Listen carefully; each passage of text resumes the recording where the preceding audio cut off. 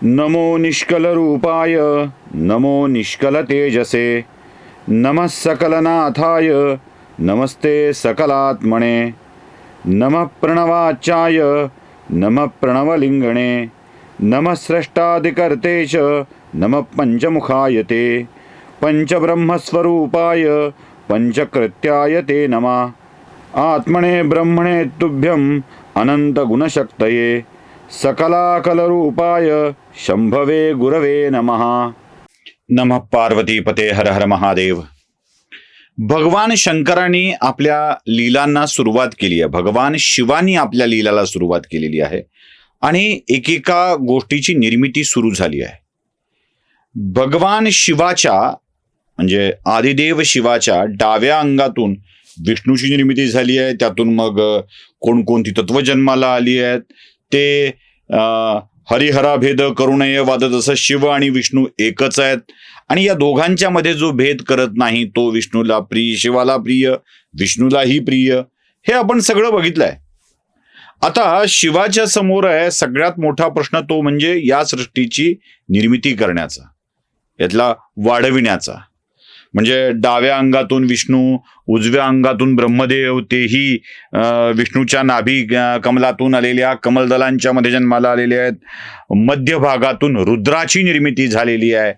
आणि मग या सगळ्यांनी मिळून, ब्रह्मदेवासहित सगळ्यांनी मिळून ठरवलंय की आता सृष्टीची निर्मिती झाली पाहिजे. ब्रह्मदेवानी दक्षाची निर्मिती केली आहे. दक्षाच्या निर्मितीसोबत, तो प्रजापती आहे, म्हणजे तो राजा म्हणून जन्माला आलेला आहे. कोणीतरी राजा हवा ना, प्रजापती हवा. राजा असणं आवश्यक असतं बघा. म्हणजे आपण रामायणाच्या कथेमध्ये सुद्धा बघितलंय, जेव्हा महाराज दशरथांचा मृत्यू झाला त्यावेळेला ऋषींनी वशिष्ठांना सांगितलं, मार्कंडेय ऋषींनी, की वशिष्ठ मुनी, आता अयोध्येला राजाची आवश्यकता आहे. दशरथ राजांचं निधन झालेलं आहे, रामचंद्र वनवासात गेलेले आहेत, सोबत लक्ष्मण आहे, आणि राजा नसेल तर राज्याची अवस्था काय होते, परचक्र येऊ शकतं, व्यवस्था लावावी लागू शकते.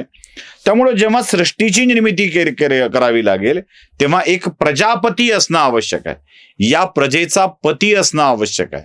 म्हणून प्रजापती म्हणून दक्षाची निर्मिती केलेली आहे आणि अशा दक्षावरती जबाबदारी दिली आहे आता या सृष्टीच्या निर्मितीची. अपत्याची निर्मिती झाली पाहिजे.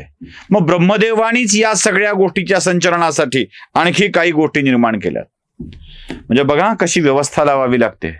ब्रह्मदेवानी आपली मानसपुत्र निर्माण केली आहेत.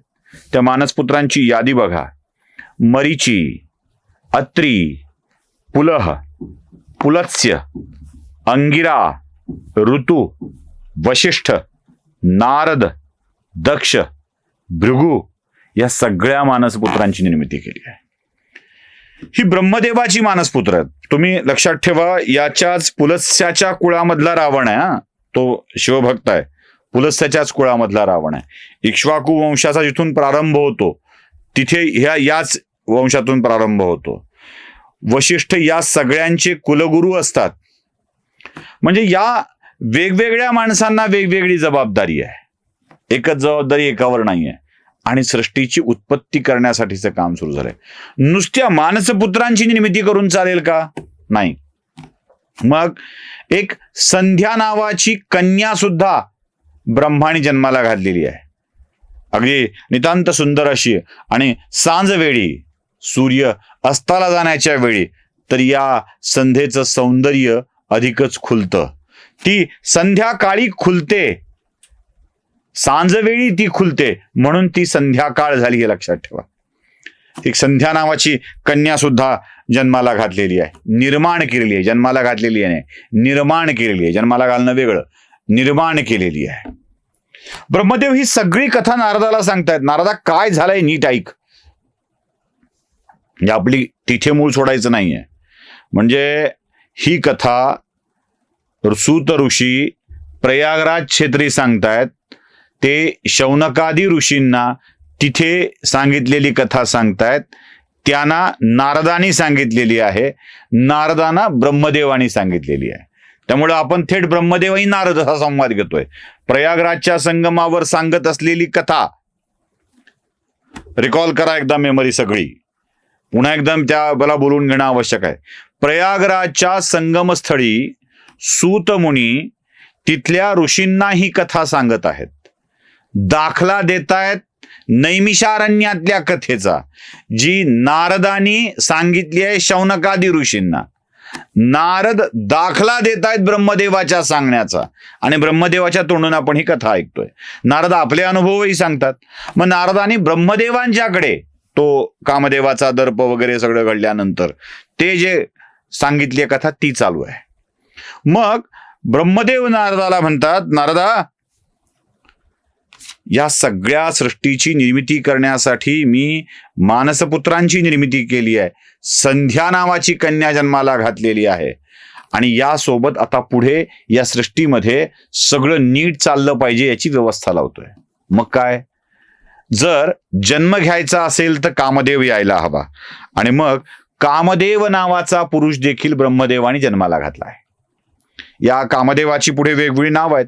कुणी त्याला मन्मथ नावाने ओळखतं, कुणी त्याला दर्पक नावाने ओळखतं, तर कुणी त्याला कंदर्प नावाने ओळखतं. कंदर्प, मन्मथ, दर्पक अशी वेगवेगळी कामदेवाची नावं आहेत. या कामदेवाला जन्म घातलाय, आणि राजा दक्षाच्या पोटी एक कन्या जन्माला घातली आहे, तिचं नाव रती. असं म्हणतात की ती घामातून जन्माला आली, पण दक्षाला एक कन्या दिली आहे, आणि ती कन्या रती. या कामदेवाचा आणि रतीचा विवाह लावून दिलाय. आता या दोघांच्या वरती जबाबदारी आहे. कामदेव, रती यांनी या सृष्टीतल्या अनेक माणसांच्या मनामध्ये कामभावना जागी करून मैथुन क्रियेतून सृष्टीची निर्मिती करायची आहे. आता ही जी संध्या जन्माला घातली आहे, संध्या नावाची कन्या जन्माला घातली आहे, ती संध्या तिच्या मनामध्ये सहजपणे एके दिवशी कामभाव जागे होता.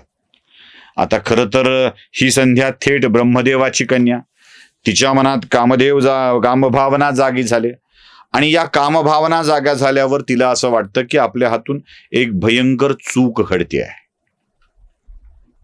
असं नको व्हायला आपल्या मनामध्ये, आणि ज्या देहात ही भावना जागी झाली आहे तो देहच नको आपल्याला, असं तिला वाटतंय संध्याला.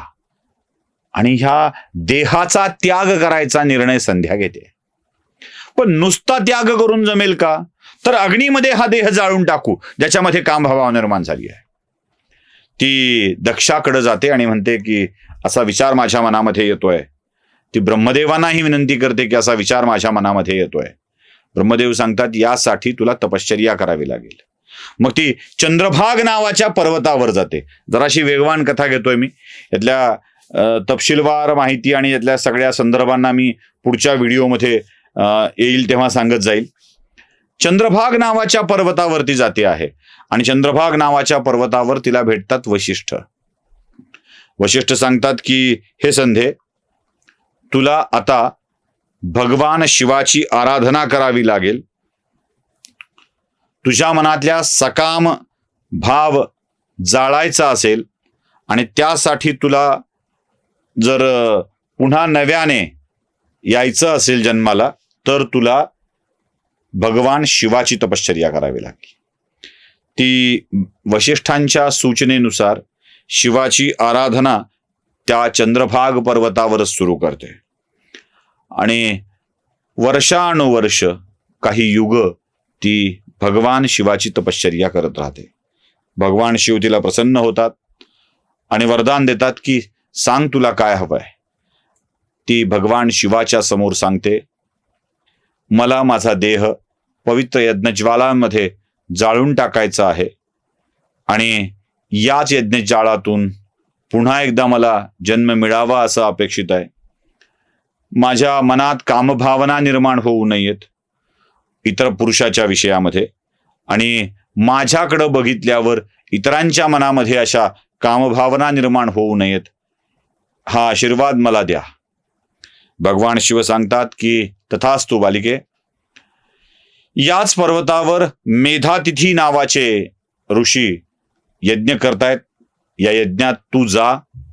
त्यांच्या यज्ञाच्या अंतिम क्षण जवळ आलेला आहे. या यज्ञात तू स्वतःला झोकून दे. पूर्णाहुतीच्या वेळेला तू झोकून दे. कुणालाही ते दिसणार नाहीस तू. आणि मग पुढे तूच या यज्ञज्वालातून निर्माण होशील. मेधातिथी तुला आपली कन्या मानतील आणि पुढे तेच तुझ्या विवाहाची व्यवस्था करतील. आणि त्या झोकून देताना तुझ्या मनातील इच्छित वराची कल्पना तू करावी आणि त्याची पत्नी व्हावी म्हणून तू तुझ्या मनात तुझी ठरव. तुला तो पती मिळून जाईल. शंकराच्या आशीर्वाद मिळाल्यानंतर ही संध्या त्या चंद्रभाग पर्वतावरच्या यज्ञात सहभागी होते आणि पूर्णाहुतीच्या वेळेला ती स्वतःला त्या यज्ञकुंडात झोकून देते. यज्ञकुंडातल्या पवित्र ज्वालांनी ती पूर्णतः पवित्र होते आणि त्याच यज्ञकुंडातून एक स्त्री येते आणि मेधातिथी तिला आपली कन्या मानतात. तिचं नाव आता संध्या बदलत आहे आणि मेधातिथी ऋषी तिला नाव देत आहेत अरुंधती. ही अरुंधती पुढे महर्षी वशिष्ठांची पत्नी बनते आहे. पुन्हा इकडे आलं अजून ब्रह्मदेवाच्या आणि महर्षी वशिष्ठांची पत्नी बनून ती आपल्या कार्यभाग पुढे आयुष्य आपलं कंठते आहे. कारण तिच्या मनात वशिष्ठांच्या सारखाच ज्ञानी पुरुष पती म्हणून यावा असं तिला वाटत असतं. पुढे वशिष्ठांची ती पत्नी होते. प्रत्येकाची व्यवस्था चालू आहे. भगवान शिवानी रुद्रावतार घेतलेला आहे. वशिष्ठांना पत्नी मिळाली, रती कामदेव विवाह झालाय. प्रत्येक जण आपापल्या परीने सृष्टीच्या वाढीसाठीचे प्रयत्न करतोय. भगवान शिव देखील रुद्रावतार घेऊन आलेले आहेत. ब्रह्मदेवाच्या समोरचा मोठा प्रश्न आता आहे की अवतार घेऊन आलेल्या या रुद्राची पत्नी कोण होणार. त्याचीच तर व्यवस्था आता पुढे ब्रह्मदेव करतायत आणि ते भेटतायत पुन्हा प्रजापती दक्षाला. कारण दक्षच प्रजापती आहे. अवतार घेऊन आलेला असो की जन्माला आलेला असो त्याचं रक्षण करणं प्रजापतीचं काम असतं. त्यामुळे आपला मानसपुत्र प्रजापती दक्षाजवळ स्वतः ब्रह्मदेव जाऊन सांगतायत की हे दक्षा, आता रुद्राचा विवाह करायचा असेल तर कन्या कोण असेल. ही कथा मोठी रंजक आहे. ऐकूया पुढच्या भागामध्ये. नमः पार्वती पते हर हर महादेव.